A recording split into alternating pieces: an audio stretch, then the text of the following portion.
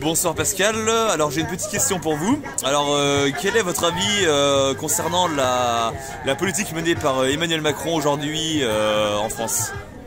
Bon alors Emmanuel Macron, il n'a pas de politique, de toute façon il n'avait pas de programme. La politique c'est celle de Jacques Attali de toute façon, et des banquiers et des financiers mondiaux. Donc leur but c'est de détruire la France et d'asservir tous les Français en les ruinant quoi, petit à petit. Donc moi, plus largement, quelle politique monétaire faudrait-il? Il faut redevenir souverain, il faut que la France redevienne souveraine, puisse battre sa propre monnaie et puisse, avant la loi Pompidou de 73, puisse elle-même gérer sa monnaie à taux zéro. L'État n'a pas à emprunter à des banques privées, voilà, la première politique monétaire qu'on devrait faire. Voilà. Bon, après la politique économique, rétablir des frontières et faire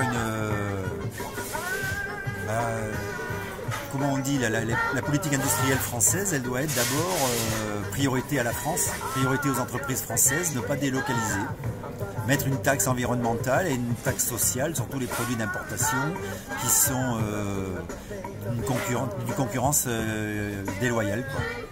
Donc là déjà, on s'y retrouverait petit à petit, on arriverait à remuscler industriellement la France. Bon voilà, en gros, là voilà la politique qu'il faudrait, quoi. Or Macron, c'est exactement le contraire, hein. Lui, c'est vendre la France par morceaux, à la découpe, aux Chinois, vendre les hôpitaux, les aéroports, les ponts, les voies ferrées. Et puis bientôt, on devra payer à des multinationales, qu'elles soient chinoises, indiennes, américaines ou israéliennes. On devra payer pour se soigner à des multinationales. Pour pouvoir acheter un terrain en France, on devra payer à une multinationale étrangère, etc. Voilà la politique de Macron. D'accord. Et est-ce que vous pensez que l'Union Européenne aussi derrière a un impact sur la politique française? Macron et l'Union Européenne, même combat, quoi. C'est exactement les mêmes lois, c'est exactement les mêmes articles. Enfin, c'est l'oligarchie mondialiste financière qui a organisé l'Union Européenne et qui a fait élire Macron par l'intermédiaire de Patrick Drahi et de BFM TV, quoi. De toute façon, c'est tous les mêmes, hein. Macron n'est qu'une marionnette. Voilà. On peut le remplacer, on peut mettre ce qu'on veut à la place. Je sais pas moi, Attali. Je sais pas qui on peut mettre à la place. Attali, peut-être d'autres. Il y en a probablement beaucoup d'autres. Mais oui, il y a toujours des opportunistes qui seront là pour reprendre les choses, hein, évidemment. Ce sera la même politique, d'appauvrissement très progressif pour pas que le peuple se révolte d'un coup, quoi. Et d'où les gilets jaunes, ils les avaient pas trop prévus. Oui, tout à fait. Le mouvement des gilets jaunes, c'est quand même quelque chose d'intéressant. Et aujourd'hui, on voit une masse populaire qui se révolte, qui se retourne un petit peu contre ses représentants, quoi, finalement. Il y avait la loi El Khomri, bon, c'est la loi Macron, El Khomri en fait. Bon, il a accéléré, il a fait passer cette loi-là, destruction du travail, la loi travail. Après, il a attaqué la SNCF. Et puis, oui, il a voulu mettre une taxe carbone, puis voilà, quoi.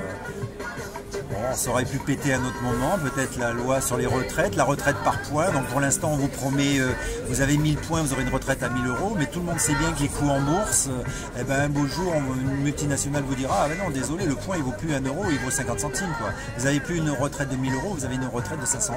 On sait que c'est pour ça que Macron veut mettre la retraite par points. Donc voilà. Donc voilà, mais si c'est lui, enfin si c'était pas lui, ça aurait été un autre, hein. Oui, bien sûr. Voilà, on sait pas, bon, peut-être Fillon, je sais pas. Fillon, il aurait mis 22% de TVA d'entrée de jeu dans la gueule des Français, quoi. Donc des plus pauvres. Déjà une TVA injuste pour les plus pauvres. Bon, puis après, qu'est-ce qu'aurait fait Fillon? J'en sais rien. Elle aurait peut-être accepté un peu moins de migrants. On est passé de 220 000 migrants par an sous Sarkozy-Hollande à 255 000 sous Macron. Qu'est-ce qu'aurait fait Fillon? Elle aurait peut-être descendu à 180 000, j'en sais rien. On peut pas le savoir, quoi. Voilà. D'accord, très bien Pascal, voilà, gilet jaune. Économique, financière et même migratoire. Eh bien, parfait, merci beaucoup à vous en tout cas. Une petite remarque, Macron, tu sais bien lire tes discours, alors lis-le là. Attends, le lis pas, il fallait que tu t'assoies là. Voilà, c'est bon. Macron, dégage. Suppression de la dette, sortie de l'OTAN, contrôle des le banques. petit message pour Macron, il est en bas. Partage des richesses, hausse des retraites et du pouvoir d'achat. Augmentation des aides aux handicapés, aux malades, aux mères célibataires, aux démunis, récupération des biens publics, autoroutes, SNCF, etc.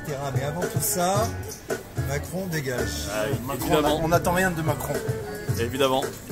Et vous Arnaud, avez-vous quelque chose à dire concernant la politique? Je parlerai la prochaine fois. Je ne parlerai qu'en présence de de Macron, mais voilà. Et vous? Bon, rien à dire. Rien à dire pour l'instant? Par rapport à Macron, je pense la même chose que le camarade Fabrice. D'accord, eh bien c'est parfait. C'est le pantin des Rothschild. Voilà, c'est le pantin des Rothschild, donc il dégage, c'est tout. Effectivement. Voilà, ça ne changera rien sinon. Puis Attali, compagnie, quoi, BHL, leader d'armée française. C'est un criminel qui a permis les mutilations des gilets jaunes. Et Christophe Castaner aussi peut-être était à l'origine un petit peu des décisions policières. Toute sa clique. Voilà. Castaner, le joueur de poker, ça rime. Castaner, le joueur de poker, ça rime. C'est ça, un petit peu, en effet. Et vous, monsieur, avez-vous peut-être quelque chose à dire par rapport au système judiciaire, peut-être, notamment, français, par rapport à ce qui se passe aujourd'hui, sur les responsables, sur les responsables quand même, voilà, hein, qui ne font pas leur travail finalement, en laissant des actes et des gens profiter du système, et détourner de l'argent, et se moquer éperdument des Français dans les médias notamment, j'ai envie de dire. Qu'est-ce que vous pensez de ça? Est-ce qu'il y a des francs-maçons? J'en pense rien, je pense que c'est inhérent au système, donc voilà, c'est